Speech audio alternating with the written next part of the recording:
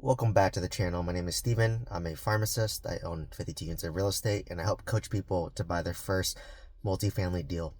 So today I want to talk about how I almost bought a single family home with $10,000 down and why I decided not to buy it after talking to my property manager.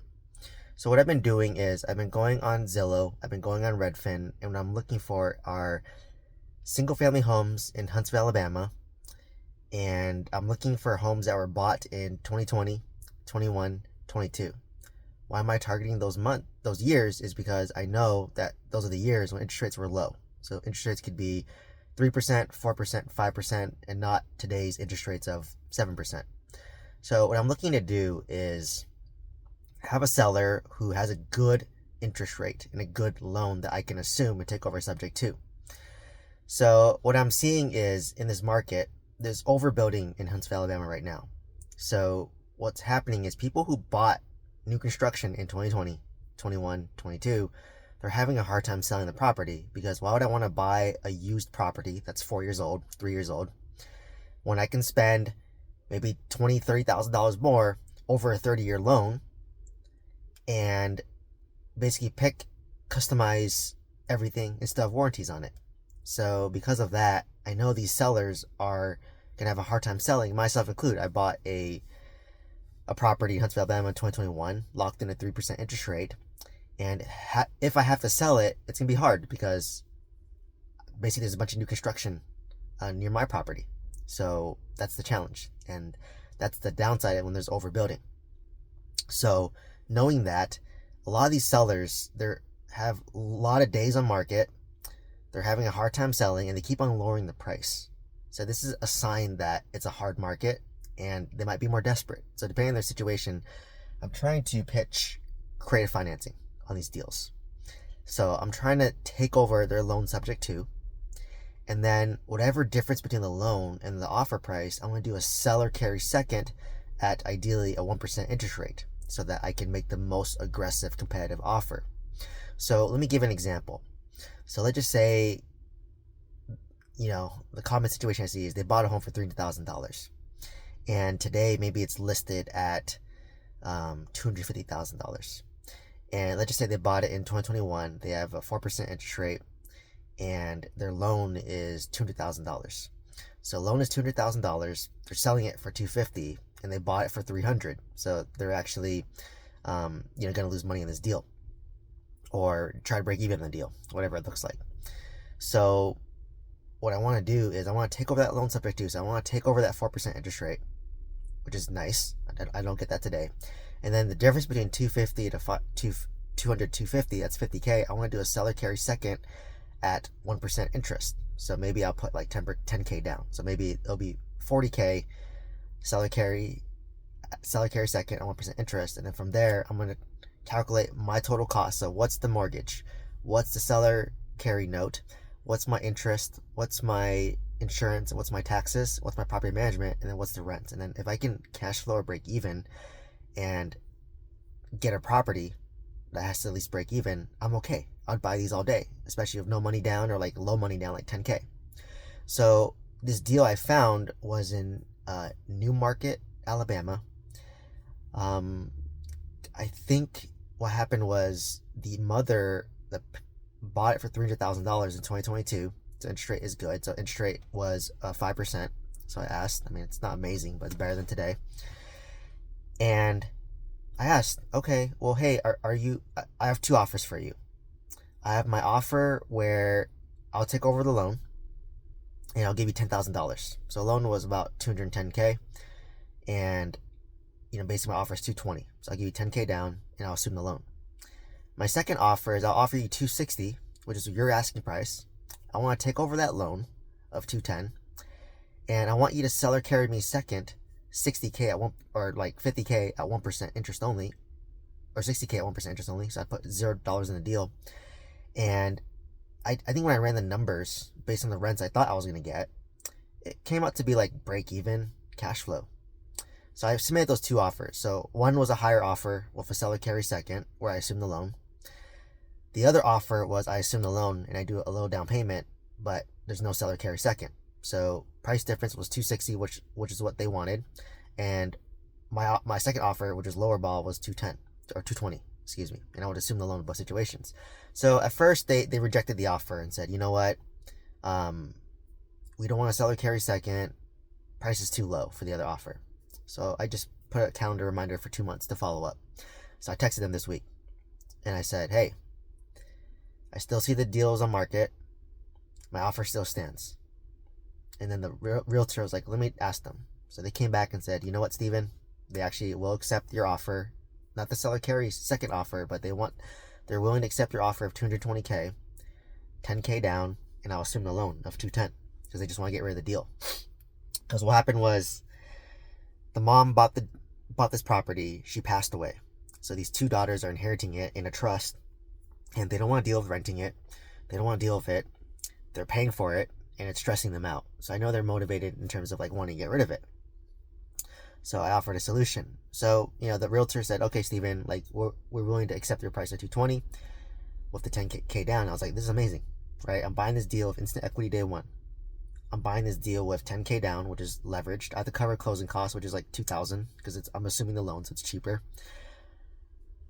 So I said, okay, let me send this deal to my property manager in Huntsville, Alabama to do due diligence to see what the rents look like because I need to make sure this cash flows and this rents out.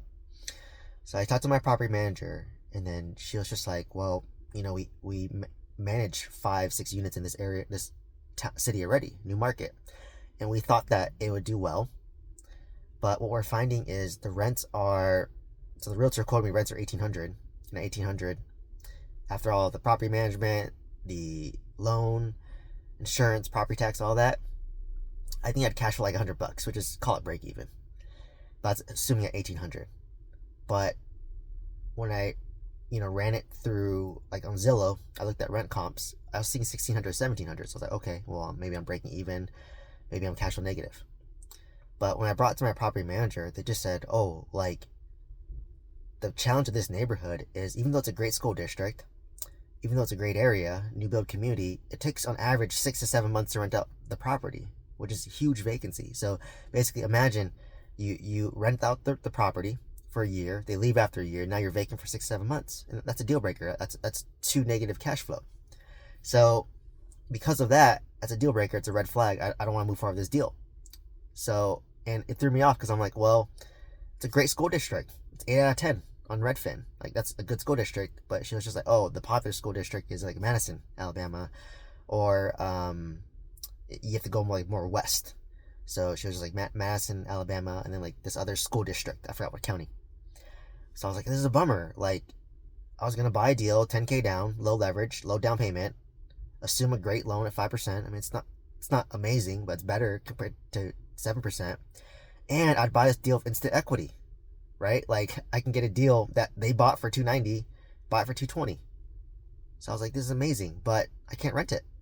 So as a result, I have to move on from this deal, and it's a bummer. But that's why I have my boots on my ground, because I'm super excited about the aspect of buying a deal of 10K down. I'm excited about the aspect of assuming a 5% loan, and I'm excited about the potential of if I can just break even, make a little cash flow, even $100, I can hold on to this for 10 years. Hopefully, I'll appreciate by then, and then sell it or 1031 exchange it or do whatever or keep it. But my property manager kept me grounded and said, if we were to take this, it would take you this long to rent it out. And I was like, that kills all the cash flow I can make. Even if this makes $1,000 a month, if I'm vacant for 6-7 months, what's the point? But by talking to my property manager, they were just like, oh, actually, we are selling a deal right now where the owner actually moved, or he's an investor, but he moved to India, and the foreign tax in India is so high that he wants to get rid of this property. And he bought this deal in like 2020 or 2021 or 2022, like that range. So I know the interest rate's low. So I just said, oh, would he be interested in allowing me to assume the loan? And she was like, oh yeah, definitely. He just wants to get rid of this deal. And I just said, well, is he open to doing sell or carry second, so I can put low money down? The difference between the loan and what he wants. And she's like, oh, I haven't asked him, but he might be open to it because he just wants to get rid of this deal because right now he's bleeding money for this deal. And the tenant, there's already a tenant in place. It's a good tenant that they're managing already. So like, it's a win-win situation all around. Like, I get a deal of no money down that has a tenant and hopefully cash flows a little bit. And then he gets rid of a deal that's losing him money because he's paying this foreign taxes in India. So because of this deal, it brought me to her, and then I'm getting a deal in a better area. So thanks to talking to my property manager, I learned about basically what markets to avoid as an investor. So new market might be great if you're just going to live there and raise your family there. But as an investor, if it's vacant for 6-7 months, what's the point? Move on. So, avoid new market, avoid Meridianville, avoid Hazel Green. So now I know those three markets to avoid. So, it's bummer to me because like I've been following this lead like for a couple months, and I finally got it, but I just can't take the deal down because it just doesn't rent, right? Like I don't want to buy a bad deal that I can't rent out. It takes 6-7 months. I'd be bleeding money every month, and that's stressful. So, that's why I wanted to share this journey, because like even despite me getting what I wanted, I ended up turning it down. But I learned.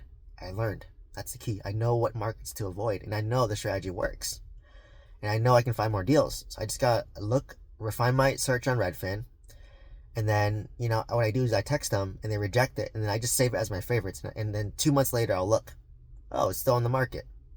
Then I'll text them again and say, hey, my offer still stands, anything has changed. So this is why like I was so emotional when got my offer accepted. I was so ecstatic. Told my wife, oh my god, I'm gonna own 53 units of real estate. It's gonna cash flow great. Talked to my property manager. She bursted my bubble, but I need someone to burst my bubble because she's realistic. And this is why you have boots in the ground. And even me, I'm experienced. I'm an experienced investor, and even I got emotional, right? So this is why I think mentorship and coaching is so key, because even me who's experienced, I get emotional. When I get emotional, my intelligence goes down. I can't make sound decisions. That's why I have my property management to cross-reference me. Tell me, what are my holes? And my hole was the vacancy is crazy, and I don't want to deal with that. So move on from the deal. So unfortunately, I know if I bought this deal, I'd get instant equity day one. So, I could buy it and maybe try to flip it or wholesale it.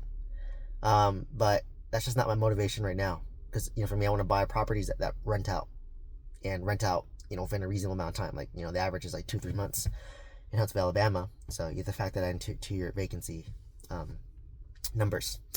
So anyways, let me know if you have any questions. Hopefully you found value from this video. Super bummed that I couldn't make this deal happen, but hey, saved me a lot of money in the long run, and I know more deals will come. If you want a coaching mentorship, click on my link tree down below. You'll see my links to my courses, my mastermind, my mentorship. If you want coaching, I have my email there. Send me an email. I also have a free newsletter as well, so click on that. Otherwise, please like, comment, subscribe. I hope to see you in the next one. Thank you so much.